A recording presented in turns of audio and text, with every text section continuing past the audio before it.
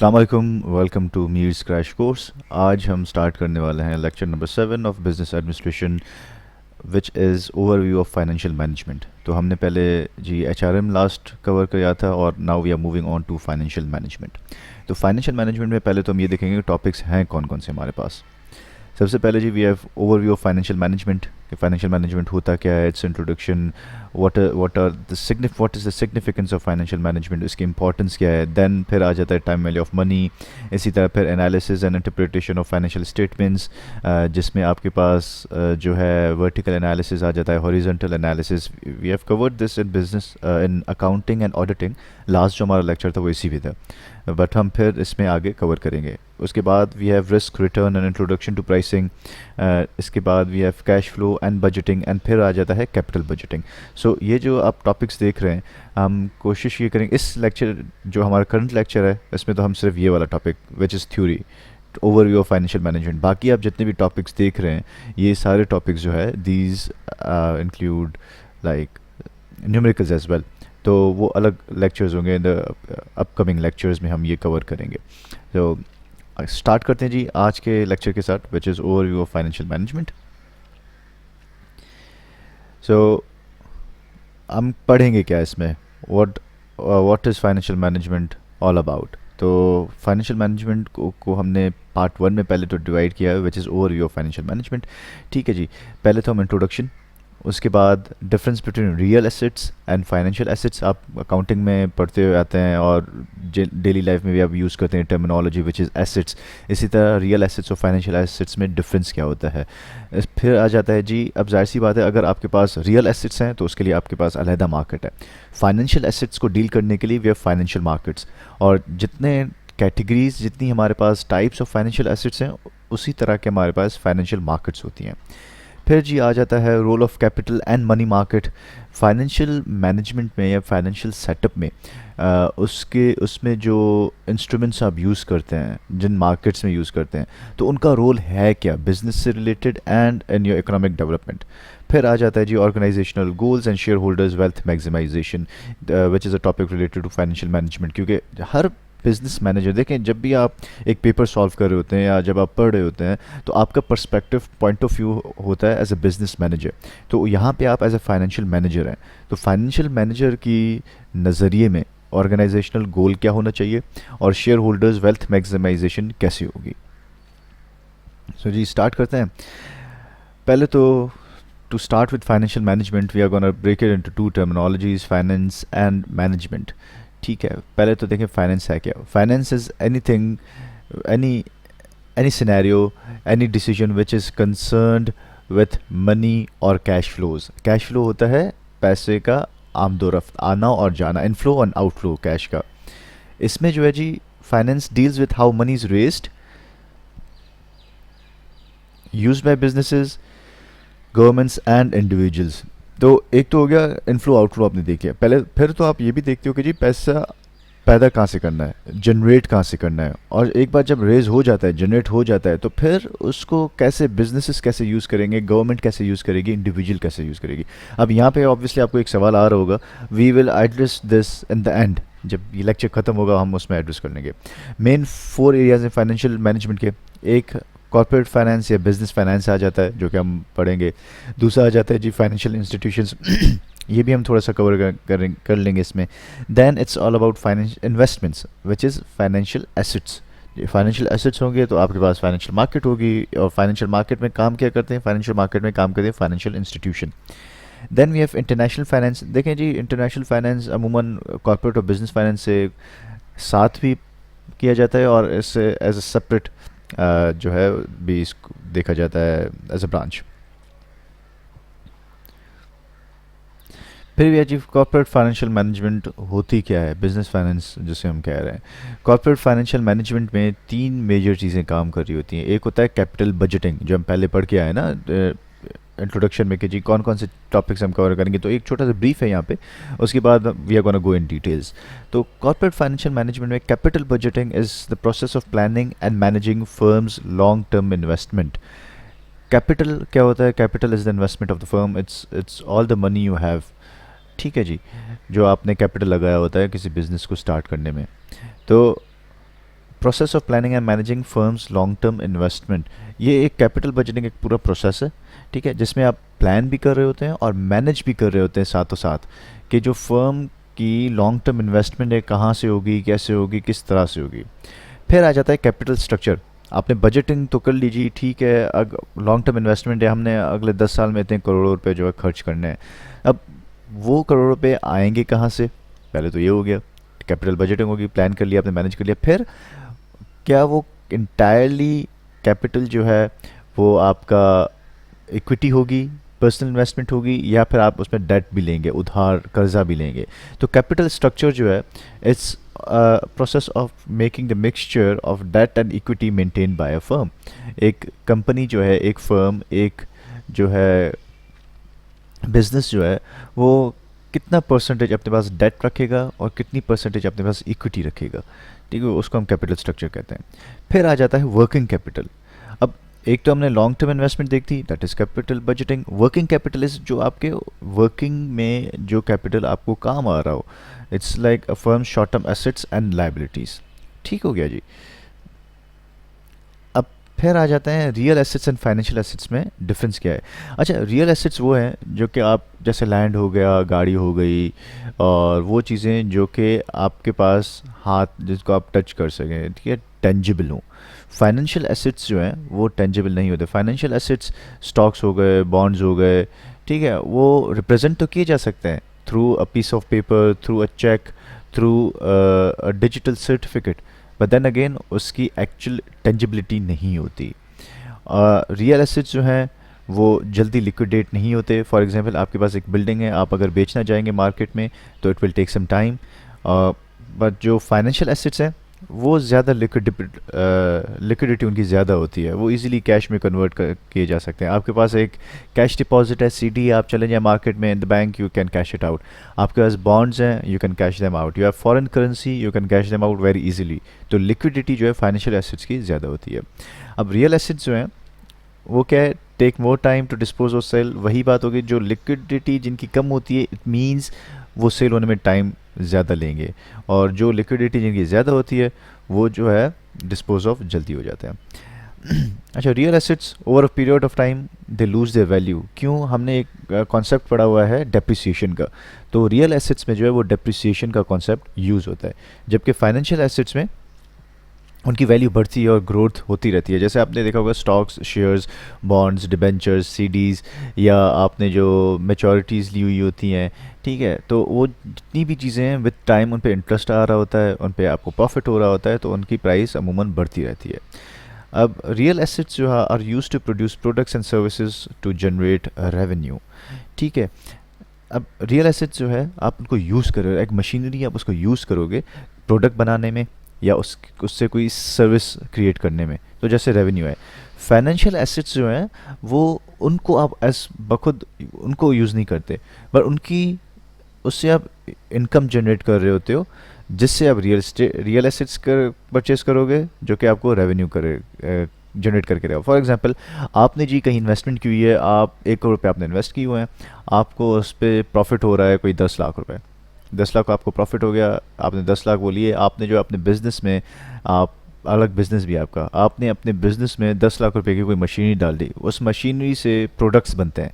से सपोज उस मशीनरी से आप जो है बॉक्सेस बना रहे हो, वुडन बॉक्सेस बढ़ गए, तो मशीनरी जब ऐड हो गई, प्रोडक्शन इंक्रीज़ हुई, तो क्या हुआ, रेवेन्यू इंक्रीज़ हो गया। तो रियल एसेट आपका डायरेक्ट जनरेट करता है रेवेन्यू, फाइनेंशियल एसेट्स आपको इनडायरेक्ट रेवेन्यू जनरेट करके दे रहे होते हैं। अब इसमें एग्जांपल्स जी, मशीनरी, प्रोडक्शन इक्विपमेंट्स हो गई, और फाइनेंशियल एसेट्स के एग्जांपल्स हैं स्टॉक्स एंड बॉन्ड।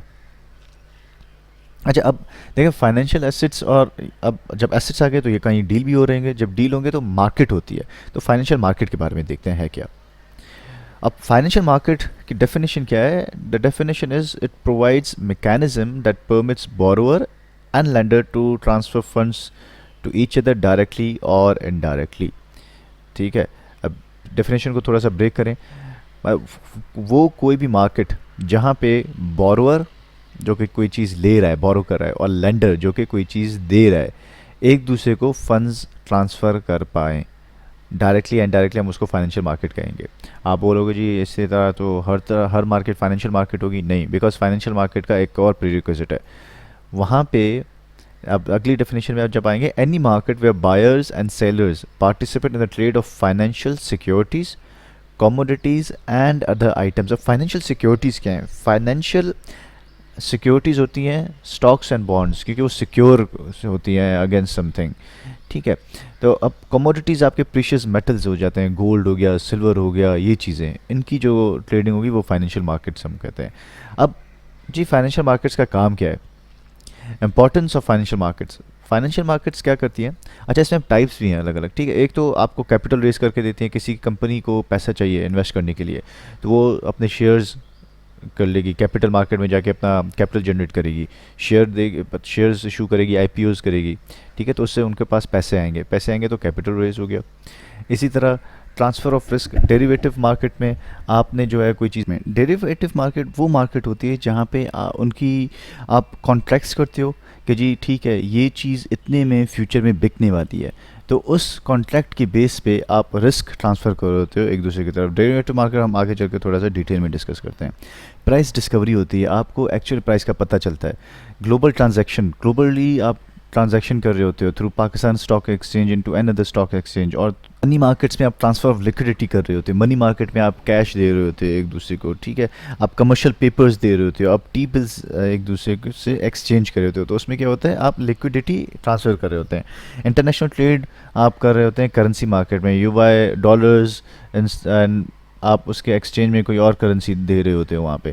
तो इस तरह जो है इंपॉर्टेंट है फाइनेंशियल मार्केट की। तो फाइनेंशियल मार्केट्स कर क्या रही होती हैं? फाइनेंशियल मार्केट्स आपके पास कैपिटल आपको जनरेट करके दे रही है, आपका रिस्क ट्रांसफ़र कर रही है, आपको आपकी प्राइसेस डिस्कवर करके बताती है कि जी these are the prices going on in the market. इसी तरह आपकी लिक्विडिटी ट्रांसफ़र कर रहा होता है और इंटरनेशनल ट्रेड में फैसिलिटेट करता है आपको फाइनेंशियल मार्केट। फिर जी आप सिक्योरिटीज़ आ जाते हैं, ठीक है। सिक्योरिटीज़ हैं क्या बेसिकली?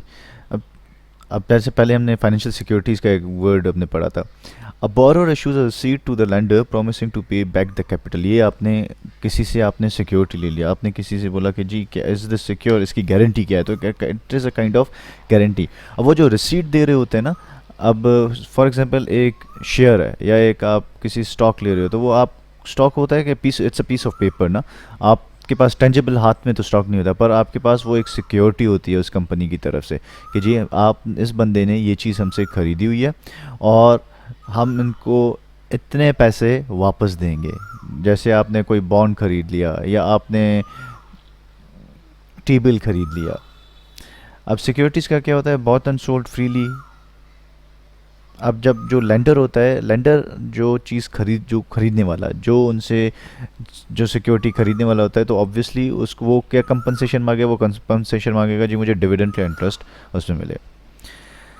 अब ये सेंस हमने पूरा देख लिया। अब देखते हैं फाइनेंशियल सिस्टम में काम कैसे कर रहा होता है। पहले तो आपके पास आ जाते हैं लेंडर्स वो होते हैं जो कि पैसे दे रहे होते हैं, ठीक है। उसमें इंडिविजुअल्स भी आ जाती हैं, उसमें कंपनीज भी आ जाती हैं। फिर आ जाते हैं फाइनेंशियल इंटरमीडियरी। अब वर्किंग ऑफ फाइनेंशियल सिस्टम, अब फाइनेंशियल सिस्टम पूरा काम कैसे कर रहा होता है। पहले तो जी देखें, किसी भी का ट्रांजैक्शन में आपके पास एक तो बायर होना चाहिए, दूसरा सेलर होना चाहिए। तो यहाँ पे जो बायर्स होते हैं वो बेसिकली लेंडर्स होते हैं जो कि अपनी चीज़ें लैंड कर रहे होते हैं, ठीक है, पैसे दे रहे होते हैं, पैसे लैंड कर रहे होते हैं। तो हमारे पास we have individuals and then we have companies, ठीक है। अब अमूमन आप डायरेक्ट भी डील कर सकते हो, पर देन अगेन एक और इम्पॉर्टेंट पार्ट है विच is financial intermediary. Financial intermediary जो है फैसिलिटेट करता है एक बायर और परचेज़र को इन अ मार्केट, ठीक है। इसी तरह वी हैव बैंक्स जो कि फाइनेंशियल इंटरमीडियरीज हैं। अब बैंक्स के थ्रू परचेज एंड सेल कर सकते हो, आप इंश्योरेंस कंपनीज के थ्रू कर सकते हो, pension funds and mutual funds के थ्रू कर सकते हो। फिर आ जाता है फाइनेंशियल मार्केट्स आपके पास किस किस तरह की हैं इस वक्त। वी हैव इंटरबैंक मार्केट जो कि बैंक्स के बिटवीन जो ट्रांजैक्शंस हो रही होती हैं उनको फैसिलिटेट करने के लिए। Then we have stock exchange जहाँ पे इंडिविजुअल्स भी जा सकते हैं, आप फाइनेंशियल इंटरमीडियरी के भी थ्रू जा सकते हैं। Then we have money market, bond market, foreign exchange, these are just few of the markets, बहुत सारी हैं। देन बोरोवर्स किस किस में से कौन कौन से जी, हमारे पास इंडिविजुअल्स हैं, गवर्नमेंट्स बोरो कर रही होती हैं, गवर्नमेंट्स जो है अपनी टी बिल्स दे रही होती हैं, बॉन्ड्स दे रही होती हैं प्रेफर्ड, ठीक है। इसी तरह वी हैव कंपनीज जो कि उनको पैसे चाहिए होता है तो they issue stocks, shares, debentures. इसी तरह पब्लिक कॉरपोरेशंस भी, जिसमें आपके म्यूनसिपालिटीज़ वगैरह ये चीज़ें आ जाती हैं। तो I hope the working of the financial system is clear. अब फिर आ जाते हैं जी मेजर फाइनेंशियल मार्केट्स। तो सबसे पहले आपके पास फाइनेंशियल मार्केट है। अच्छा, हमारे जो काम किए ना, हमारे काम किया this capital market and money market, बाकी इतनी नहीं है, but we will still go through a few definitions, ठीक है। फाइनेंशियल मार्केट में सबसे पहले आ जाता है कैपिटल मार्केट। कैपिटल मार्केट जी is the main financial market you have, जिसमें स्टॉक्स एंड बॉन्ड्स, ये लेमैन को कभी भी आप बोलोगे फाइनेंशियल मार्केट, वो बोलेगा जी कैपिटल मार्केट की तरफ इशारा कर लेगा। कैपिटल क्यों? क्योंकि इसमें देखें कैपिटल जनरेट हो रहा होता है, कैपिटल में आपकी डीलिंग हो रही होती है। एक होती है प्राइमरी मार्केट, दूसरी होती है सेकेंडरी। प्राइमरी मार्केट में होता क्या है, प्राइमरी मार्केट, अच्छा ये हम फिर डिटेल में अगली स्लाइड में है, तो I am gonna tell you in the next slide. फिर आ जाता है कमोडिटी मार्केट। कमोडिटी मार्केट जो है अमूमन होता है प्राइमरी प्रोडक्ट्स, रॉ मटेरियल्स जैसे मेटल्स हो गए, एनर्जी हो गया, एग्रीकल्चर, इस चीज़ों में कमोडिटी में डीलिंग करते हैं। फिर आ गया मनी मार्केट। मनी मार्केट में हमारे पास कमर्शियल पेपर, टी बिल्स, इन चीज़ों की डीलिंग हो रही होती है। We have organised and unorganised. Unorganised depend करता है culture to culture, area to area, और ऑर्गेनाइज जो है एक सिस्टमेटिक तरीका होता है, वो भी हम डिटेल में अगली स्लाइड में पढ़ेंगे। Then we have derivatives. Derivatives देखें, अब डेरिवेटिव को कहते हैं कि डेरिवेटिव इज समथिंग जिसकी वैल्यू किसी अपने से ना किसी और चीज़ से डिराइव की गई हो। ये जो है एक एक्चुअली डेरिवेटिव मार्केट में होता क्या है, it is a contract between two parties के जी which drives its value from an underlying asset. अब इस तरह का कैसे मैं एग्जांपल दूं, फॉर एग्जांपल मैं जो है एक बेकर हूँ, मैंने ब्रेड बनानी है, मुझे गंदम की ज़रूरत है। तो मैं क्या करूँगा, मैं बोलूँगा जी मुझे जो है आप किसी जो गंदम बेचने वाला होगा, मुझे लग रहा है कि आगे चल के गंदम की प्राइस इंक्रीज़ होगी, वीट की प्राइस इंक्रीज़ होगी। अब ये है 100 रुपीज़, तो मैं उस गंदम वाले डीलर को लगता है कि जी उसकी प्राइस डिक्रीज़ होने वाली है इन द फ्यूचर। तो मैं उसको बोलूँगा ठीक है जी, ये 100 रुपीज़ जो अभी है, इस पे जो है मुझे आप 100 टन्स दोगे, ठीक है, या 100 kg दोगे। वो उसकी और मेरी एक हो गई, कॉन्ट्रैक्ट हो गया। जब कॉन्ट्रैक्ट हो गया तो ये हो जाएगा फ्यूचर कॉन्ट्रैक्ट के नाम से, जिसमें आप हेजिंग भी बोलते हो, ठीक है। इसमें हेजिंग जितनी भी होती है वो डेरिवेटिव मार्केट में होती है। तो अब ये क्या है, एक कॉन्ट्रैक्ट हो गया। अब क्या है, मैं कॉन्ट्रैक्ट अपने पास रख भी सकता हूँ, या I can sell it to someone else as well. अब कल को क्या होगा, कल को अगर प्राइस डाउन होती है गंदम की तो मुझे नुकसान है, क्योंकि मैंने 100 रुपीज़ पे खरीदी है, कल को 90 हो गई। और अगर कल को ऊपर जाती है तो फिर मुझे फ़ायदा है और सेलर को नुकसान है। इसी तरह डेरिवेटिव मार्केट में ये इस तरह के कॉन्ट्रैक्ट्स सेल होते हैं, जिसे हम फ्यूचर कॉन्ट्रैक्ट्स भी कहते हैं।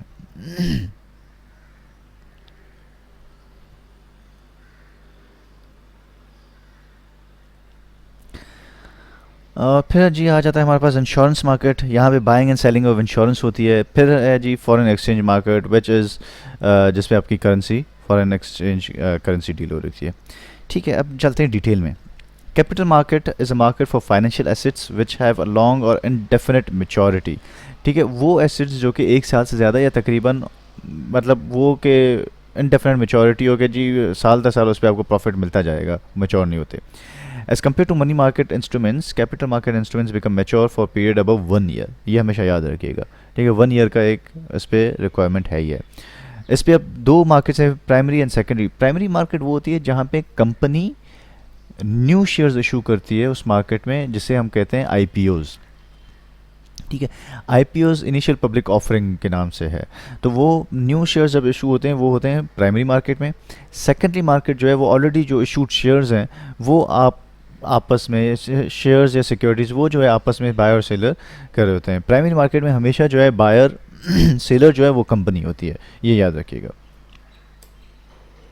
अच्छा, कैपिटल मार्केट में कौन से इंस्ट्रूमेंट्स हैं, किस किस तरह के एसेट्स डील हो रहे होते हैं? फाइनेंशियल एसेट्स, स्टॉक्स हो गए, ठीक है, ये एक्सचेंजेस में डील हो रहे होते हैं या फिर ओवर द काउंटर भी होते हैं। बॉन्ड्स हो गए जो कि डेट सिक्योरिटीज़ होती हैं। डिबेंचर्स, ये वो सर्टिफिकेट्स हैं जो कॉरपोरेशन इशू क्रिएट करती है अपने डेट क्रिएट करने के लिए। Then we have T bills then again are short term obligations. Foreign exchange भी आपका कैपिटल मार्केट में हो रहा होता है। एंड फिक्स डिपॉजिट्स वो डिपॉजिट्स होते हैं जो कि आपको एक सम टाइम पीरियड में आपको प्रिंसिपल अमाउंट के साथ उस पर इंटरेस्ट वापस दिया जाता है। स्टॉक्स में तो ये है ना कि आपको इंटरेस्ट दिया जाता है, प्रिंसिपल अमाउंट नहीं, until unless you sell it. Fix deposit में ऐसा नहीं होता। फिक्स डिपॉजिट में आपने फॉर एग्जांपल 1000 रुपये इन्वेस्ट किया, 10 साल बाद आपको जो लाख रुपये होकर मिलेगा, या 10 साल बाद आपको 15,000 होकर मिलेगा विद द प्रिंसिपल अमाउंट, ये होता है। Then we have money market. Money market क्या कर रही होती है? Money market deals in short term borrowing, lending, buying and selling with original maturities of 1 year और लेस। ठीक है, ये ओवर द काउंटर किया जाता है। मनी मार्केट में आपके पास जी कमर्शियल पेपर हैं, आपके पास कॉल डिपॉजिट्स हैं, ये आप उसमें डील कर रहे होते हैं। अब इसमें मनी मार्केट को फर्दर इन्होंने डिवाइड किया हुआ organised and unorganised money market में। ऑर्गेनाइज्ड मनी मार्केट जो है, it is the call money, T bill market है, कमर्शियल बिल मार्केट है, सर्टिफिकेट ऑफ डिपॉजिट मार्केट है, जैसे हम सीडी भी कहते हैं, कैश डिपॉजिट वगैरह, और मनी मार्केट म्यूचुअल फंड्स। तो ये 5 तरह की आपके पास यहाँ पे ऑर्गेनाइज्ड मार्केट्स आ जाती हैं। अनऑर्गेनाइज मार्केट्स क्या हैं? अनऑर्गेनाइज मार्केट्स वो मार्केट्स हैं जहाँ पे आप जो है एक सोसाइटी में किसी रेगुलेटेड नहीं होती। अब इंडिजीनियस बैंकर्स होते हैं, आपकी सोसाइटी में ऐसे लोग होते हैं जो कि बैंक का रोल किरदार अदा कर रहे होते हैं, लोगों को कर्जा देते हैं पर उस पर वो उस पैसे ले रहे होते हैं। मनी लैंडर्स फिर उसी तरह के अलग हैं, जो आप पे जो है विदाउट इंटरेस्ट या विथ इंटरेस्ट या सम कंडीशंस अटैच करके आपको दे रहे होते हैं। इसी तरह आपके पास अलग अलग फंड्स होते हैं सोसाइटीज़ में, जो कि क्रिएट किए जाते हैं किसी को सेव करने के लिए या किसी की हेल्प आउट करने के लिए। फाइनेंस ब्रोकर्स होते हैं वो लोग जो कि आपको एक अच्छी डील दिला के देते हैं पर उस पर अपनी वो कमीशन चार्ज कर रहे होते हैं। ठीक है, अच्छा हम बाकी डिटेल्स में इसलिए नहीं गए क्योंकि वो हमारे से रिलेटेड नहीं है। अब आ जाता है role of capital and money market in economic development. देखें जी, पहले तो कैपिटल और मनी मार्केट हमने पूरा पढ़ लिया। क्या करता है जी? पैसों की ट्रांजैक्शन होती है उसमें जी आप जिसको पैसा चाहिए होता है वो पैसा क्रिएट करता है, और जिसको पैसे एक्सेस में होता है वो पैसा उसमें फ्लोट कर देता है कि जी मुझे इस पर पैसिव इनकम आती रहे, रेवेन्यू जनरेट होता रहे। पहले तो मोबिलाइजेशन ऑफ फंड्स है। हर इकोनॉमी के लिए ज़रूरी है कि फ़ंड्स मोबिलाइज होते रहें, क्योंकि जैसे ही फंड्स मोबिलाइज होंगे उस पर टैक्सेस लगते हैं, उस पर आपकी जॉब्स क्रिएट होती है, उस पर आपका इंफ्रास्ट्रक्चर की यूजेज होती है, अच्छा होता है। और जब फंड्स मूव होंगे तो आपकी इकोनॉमी चलेगी। फिर है कैपिटल फॉर्मेशन। अगर किसी को न्यू बिजनेस स्टार्ट करना है, उसके पास कैपिटल नहीं है, तो कैपिटल कहाँ से लाएगा? ऑब्वियसली वो, अगर आपके पास कैपिटल नहीं होगा तो इकोनॉमी वॉन्ट थ्राइव। तो कैपिटल एंड मनी मार्केट आपको कैपिटल जनरेट करके दे रहा होता है, तो जिसमें जो है आपकी इकोनॉमिक स्टेबिलिटी या इकोनॉमिक प्रोग्रेस की तरफ आप जा रहे होते हैं। Provision of investment Avenue. अब देखें जिनके पास एक्सेस पैसा है वो कहाँ जाए? तो कैपिटल और मनी मार्केट जो है एक आपके पास प्लेटफॉर्म देता है, एक एवेन्यू दे देता है कि जी आप आएँ और यहाँ पे इन्वेस्ट कर सकते हैं। Speed up growth. अब देखिए वो मुल्क, वो इकोनॉमीज़ जहाँ पे मनी और कैपिटल मार्केट्स बहुत डेवलप्ड हैं, वहाँ पे ग्रोथ उनकी इकोनॉमी बहुत ज़्यादा होती है। क्योंकि देखें जब आपके पास एक्सेस पैसा है, आप बैंक्स में रख रहे हो, उस पर सिक्योर डिपॉजिट ले रहे हो, but if you invest that into the capital और मनी मार्केट, तो क्या होगा? वो जो आपकी इन्वेस्टमेंट है वो डायरेक्ट कहीं ना कहीं किसी बिज़नेस में जा रही है। जब वो बिज़नेस में जा रही होगी तो बिज़नेस क्या है, वो एक्सप्लोर अलग अलग तरह के बिजनेसेस होंगे जो कि आपसे पैसे ले रहे होंगे और आपको इंटरेस्ट देते हैं। जब बिजनेसेस के पास पैसा आएगा तो दे कैन एक्सपेंड। जब वो एक्सपेंड करेंगे उनकी प्रोडक्शंस बढ़ेंगी, जब प्रोडक्शंस बढ़ेंगी तो इसी तरह उनकी कैपेसिटी बढ़ेगी, जब कैपेसिटी बढ़ेगी तो वो जॉब्स भी बढ़ेंगी, obviously they will need more people. फिर जो है सर्विस प्रोविजन के लिए भी, जब जिस मुल्क में अब वही देखें बात घूम फिर के वही आ जाती है कि अगर आपके पास कैपिटल है और मुल्क में किसी को बिज़नेस करना है, किसी को सर्विस प्रोवाइड करना है, तो उसके लिए आपको ज़रूरी है कि मनी एंड कैपिटल मार्केट आपकी डेवलप्ड हो, कि आप जो है मार्केट से पैसे लेके इन्वेस्ट कर पाएँ। अब इसका एक एग्जांपल है बड़ा मज़ेदार, देखें जी। इन 1993 a recent graduate working on a hedge fund sees the opportunity on the internet, resigns from his job and plans to start an online bookstore with a small fund। अब 1993 में एक बंदे का एक जी छोटा सा बिजनेस है, म्यूचुअल फंड्स में काम करता है, वहाँ से रिज़ाइन करके ऑनलाइन बुक स्टोर स्टार्ट करता है। जब बिज़नेस ग्रो हो रहा है, अब यहाँ आप समझिएगा कि कैपिटल मनी मार्केट की इंपॉर्टेंस है क्या। बिज़नेस ग्रो हो रहा है, उसको ज़्यादा कैपिटल की ज़रूरत है, तो क्या करता है वो 15 मई 1997 को आईपीओ ऑफ़र करता है। आईपीओ कहाँ ऑफ़र होती है? आईपीओ होती है प्राइमरी मार्केट में, ठीक है, प्राइमरी मनी मार्केट में ऑफ़र होती है, सेकेंडरी में नहीं। तो वो आईपीओ ऑफ़र करता है और $54 मिलियन कलेक्ट कर लेता है, ठीक है। अब कंपनी का नाम क्या है? Amazon.com। अब वो देखें, the business continues to grow and in 2020 it becomes the highest valued company in the world with a market valuation of 100 trillion। 100 trillion का मतलब है million million rupees, million million dollars जो है आपके 1 ट्रिलियन डॉलर बनता है। अब इसमें क्या होता है, investors wealth has grown by more than 120,000 percentage since 1997. The company has created over 1 million jobs and contributed heavily to the US GDP. ये है कमाल फाइनेंशियल और मनी मार्केट का। पहले तो क्या हुआ, पैसा जनरेट हुआ, कंपनी के पास पैसा गया, लोगों ने इन्वेस्ट किया, ठीक है, कंपनी वो पैसा रोल ओवर किया, यूज़ किया, उसमें प्रोडक्शन बढ़ाई, तो उसमें टैक्सेस दिए होंगे गवर्नमेंट को, जॉब्स क्रिएट हुई, जिन लोगों के पास जॉब्स क्रिएट हुई उनके पास पैसा आया, उनकी वेलबींग अच्छी हुई। इसी तरह फिर जो इन्वेस्टर थे उनकी वेल्थ मैक्सिमाइजेशन हो गई। उनकी वेल्थ कैसे मैक्सिमाइजेशन हो गई कि 1997 से अब तक, मतलब 2020 तक 1,20,000 गुना उनकी बढ़ गई है, 1,20,000 परसेंटेज उनकी वैल्यू बढ़ी है, ठीक है। और then again the company has catered to the entire country as well, GDP में भी उन्होंने बड़ा अच्छा देखा। तो this is one of the examples. Hopefully it was a quick lecture, but since it was theory हम प्रैक्टिकल्स पे, numericals पे ज़्यादा फोकस करेंगे। If there are any questions please do ask in the comment section. You can also reach out to me on my email address, and my contact number is also given on my YouTube channel info में। तो ख्याल रखिएगा, इंशाल्लाह फिर next lecture पे हम continue करेंगे। अल्लाह हाफिज़।